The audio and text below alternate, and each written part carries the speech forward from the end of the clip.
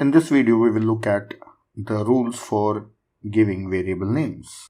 So in a bigger size program, or if you're developing a big project, then it may be having lots of variables. So sometimes even giving a variable name becomes a challenge.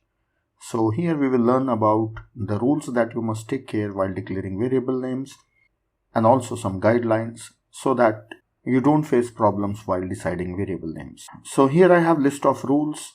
First I will read out them, then one by one I will explain you separately. See, the first thing is the variable names are case sensitive. Means if you have in lowercase or uppercase, they are different. Then variable name can have alphabets, numbers, but no special characters except underscore or dollar. Then a variable name must start with an alphabet. It cannot start with a number, or it can start with underscore or dollar. These are the special symbols allowed. So you can start the variable name with these also. And variable name should not have a keyword. This one, it should not use any keyword. So keywords are the built-in words of a compiler, that Java compiler directly understand those words. So you should not use those keywords. Then you should not use any built-in class name. And if you are using that class in the program, that it cause problem. So you should not use class names also. We will see about all these things. Then there is no limit on the length of a variable name. So the name can be as long as possible. That's up to you. And follow camel cases. So let us look at all these one by one. First one is variable names are case sensitive. It means suppose I am declaring a variable of type integer amount, right?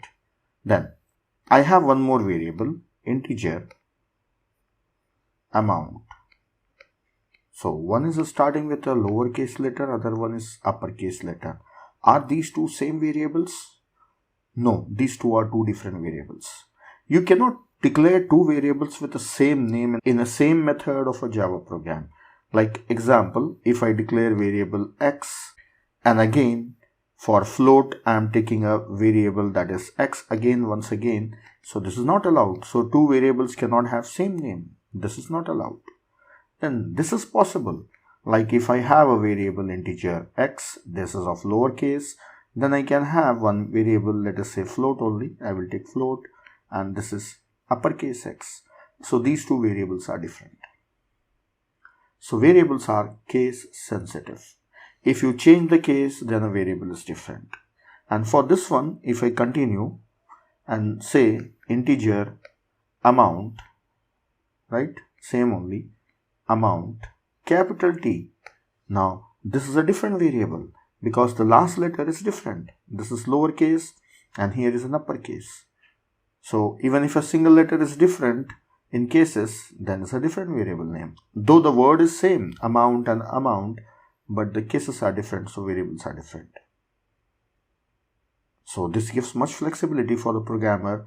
He can use same name with different cases also. Then next. So next rule is variable name can have alphabets, numbers, or these special characters. So I can declare a variable, let us say integer type variable, room 1. So I can use alphabets also, and also I can use a number. Numbers are also allowed.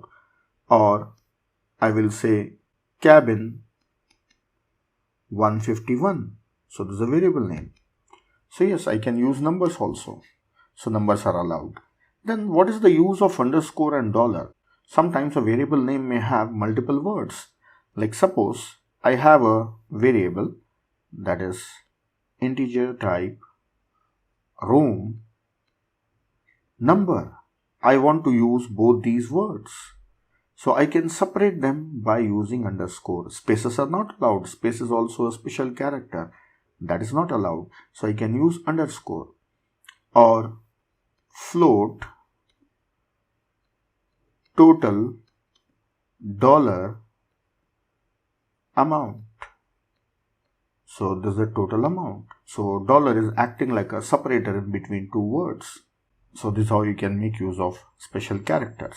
So we saw that we can use letters, we can use numbers, and these two special characters. If you have multiple words, you can separate them with these symbols. Now next rule is, a variable name should start with an alphabet or any of these symbols. So I can declare a variable byte x1, but I cannot declare a variable byte 1x.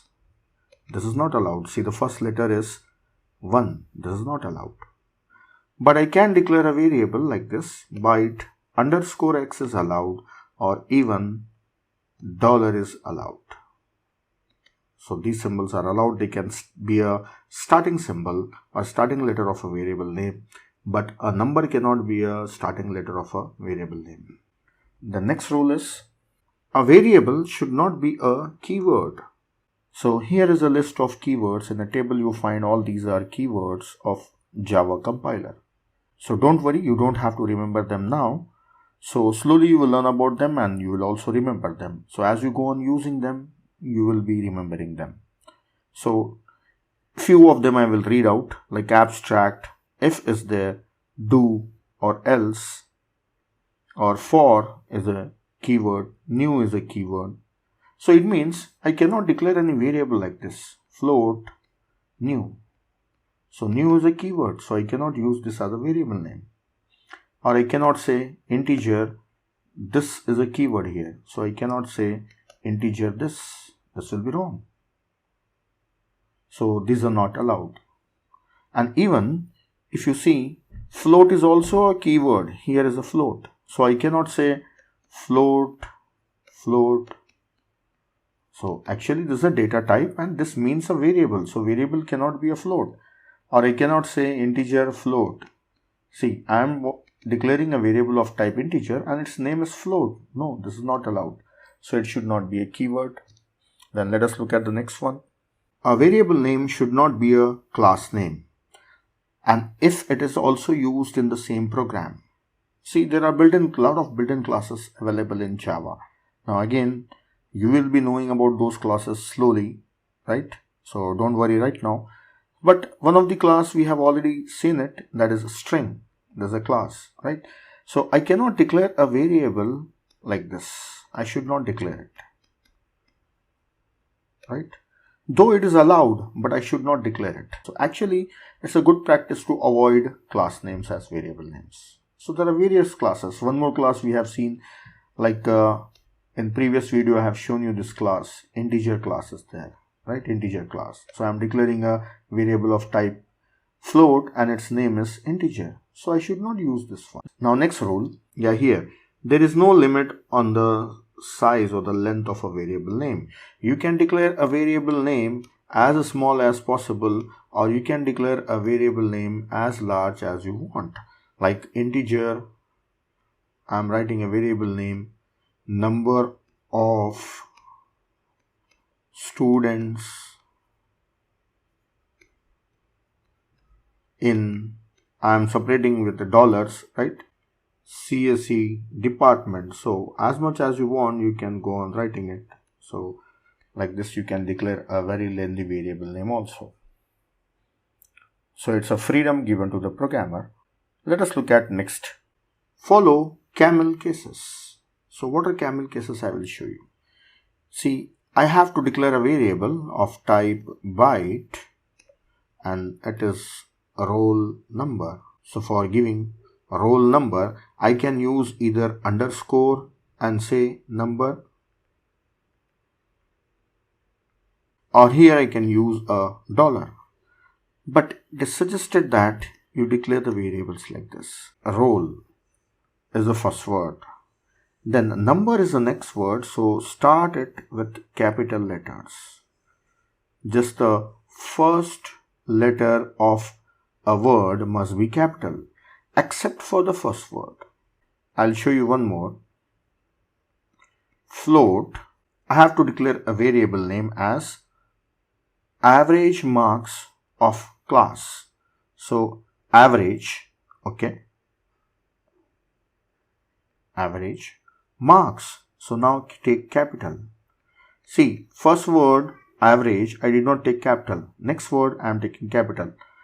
Then average marks of O capital, class C capital. So these are camel cases. So every word's first letter is capital except the first word. So the rule is that every word's first letter is capital. Okay. So this notation is followed by Java, and most of the latest programming languages follow this notation. So it is suggested that you also follow this notation. It will be easy for reading. Instead of using underscore or dollar, it's easy to find the next word by a capital letter at the beginning of a word. So you don't need underscores or dollars. So that's all. These are the rules. Now next I will declare few variables and show you which are following or not following the rules. So let us see what happens. Yeah, here I have a skeleton of a program. Let us declare some variables and I will show you integer x. One is small letters, another one is capital letter. So I said that the variables are case sensitive, so both should be allowed. So I will just save it and quickly I will compile and run. Compile. So I don't have to run, there is nothing in the program. So it is compiling means there is no error in the program. So it is allowed. Then I have told you that we are not allowed to use spaces. So I will take roll space number. This is a variable name. Let us check what happens. See, expected semicolon. So it is not saying that space is not allowed. Compiler doesn't know that you are trying to declare a variable. It says that after roll, the variable name has finished, then after that you should have given semicolon. That's what it is saying. Now I have shown you that we can use underscore as well as dollar. So I will use both dollar roll number student. So I just gave one more word, roll underscore number and then dollar student. So whether it's allowed or not, let us check.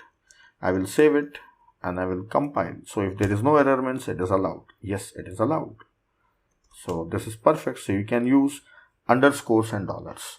Then I told you that a variable name should not start with a number. 1x is not allowed, right? So it can start with a underscore or dollar. Let us see this. See, for 1 it is giving an error, right? Not for dollar. So not for underscore. So I'll remove this one. This is having an error.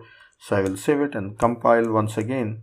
It should not give any error. Yes, it is not giving any error. It means that underscore can be a starting letter of a variable name. Now next I have shown you that you cannot declare a variable name as a keyword. So this is a keyword. Int is a keyword, right? So it's an error. See, not a statement. It is saying something else. And again saying semicolon expected. After float, you should have declared a variable and given semicolon. So it is giving some error message, but it's not allowed. It's not saying that you cannot use keyword. Next, I should not use class name. I am using a class name here. I'll remove all these things. Declaring a variable of type integer and its name is a string. Then I will say system.out.println and I will say string. See what happens. It's working. There is no error. It's working. So it is allowing me to declare a variable name as a class name. The next thing I have shown you that we should follow camel cases. So here I will declare one variable integer roll number of student. So this is camel case. Average marks of class. These are camel notations. So you can follow these camel notations. I'll save it and just compile and see whether it is allowing or not. Yes, there is no error. So this type of variables are allowed. So it is suggested you follow. So that's all. You can try this thing by yourself. In the next video, I will explain about literals, the valid literals. See, you are learning just basic concepts that you must be aware of these things. We will be using them in the coming videos.